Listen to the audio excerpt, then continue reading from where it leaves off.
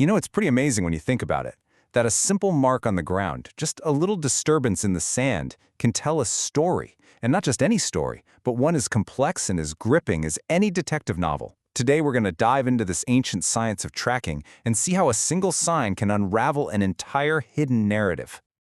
It all starts with something like this, a single mark. Now to you and me, that might just look like a hoof print, maybe some kind of antelope, right? But to an expert tracker, well, this is page one of a story just waiting to be read. And that's the real question, isn't it? What story does it actually tell? Because this isn't just about putting a name to an animal.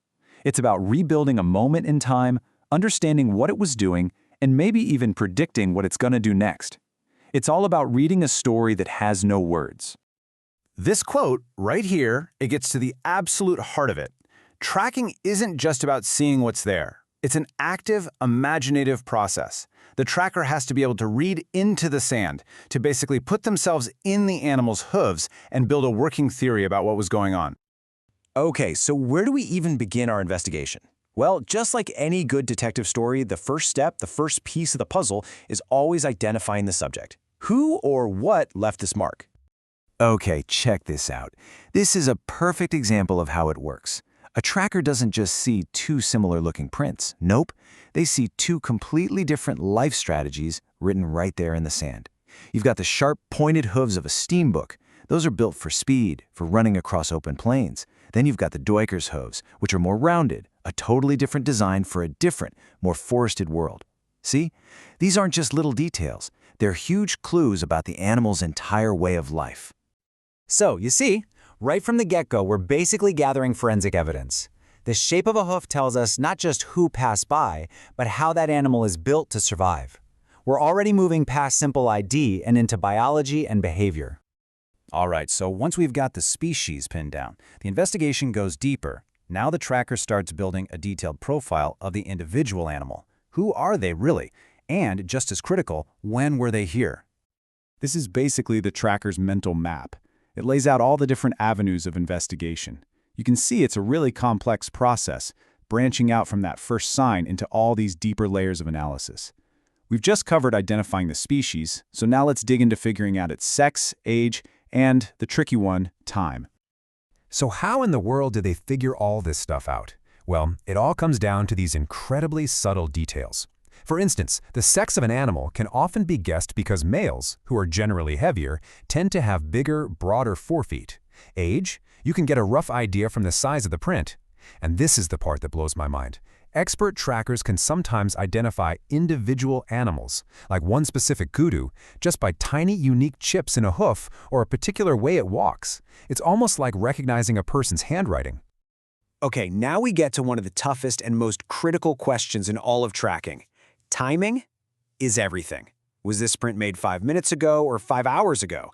The answer completely changes the story and dictates everything the tracker does next. Figuring out the age of a track isn't like looking at a clock. It's a complex process of piecing together a ton of different clues. A tracker has to intuitively feel how much the sun and wind have worn down the print's sharp edges. They're looking for other tracks on top of it.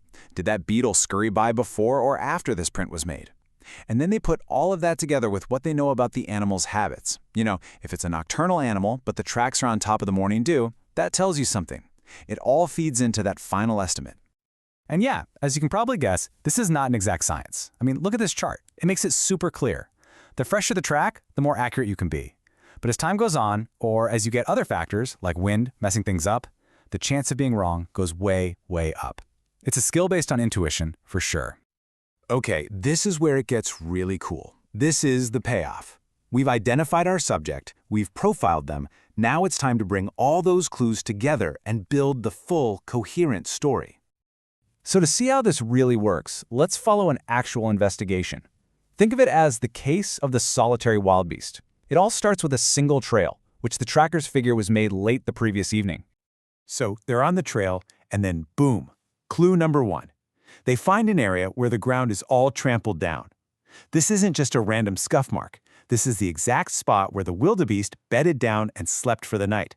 The story is starting to take shape. But wait, it gets even better. They look around nearby and they find something else, older tracks from the very same animal. And that tells them something huge. This isn't just a random place it stopped. This is its territory, its regular feeding area. We're now building a whole pattern of this animal's life. And this is the moment where all the pieces just click into place. The trackers combine all the evidence, the sleeping spot, the feeding ground, with their deep knowledge of wildebeest behavior. It's midday, it's hot. An animal that has been eating all morning is going to look for some shade to rest. So the hypothesis becomes a prediction that wildebeest is very close by, resting in the shade. And sure enough, in the actual story, that's exactly where they found it. So we've seen what a tracker can figure out, which is just incredible. But that brings us to an even deeper question, one that connects this ancient art to the very beginning of science itself. How does a tracker think? What's going on in their head? Turns out there are two basic ways of thinking about it. You've got systematic tracking, which is the slow, careful process of just gathering evidence, one sign after another. But then there's speculative tracking, and this is where a creative leap happens. This is where the tracker forms a hypothesis first, a hunch, like, I bet the animal went to the waterhole, and then they actively go looking for clues that prove or disprove their theory. And this is where your mind might get a little blown. That quote right there connects the tracker's storytelling directly to the scientific method. Because what is a scientific hypothesis, really? It's a story. It's a possible explanation for the facts that you then have to go out and test. And that's the real power of speculative tracking. It lets trackers bridge the gaps when the trail goes cold or the evidence is thin. By creating this mental model of what the animal is likely to do, they can make these incredibly educated guesses and predictions that a slow, step-by-step approach would never get to. It's really the engine of discovery. So why does all of this matter to us today? Well, because tracking is so much more than just finding animals. It's actually a foundational form of science. It's built on the exact same pillars: observation, making a hypothesis, and testing it. It reminds us that science isn't just cold, hard data. It's also a deeply creative and imaginative human journey, one that connects us to all the hidden stories that are constantly unfolding around us. And that kind of leaves us with a final thought to chew on.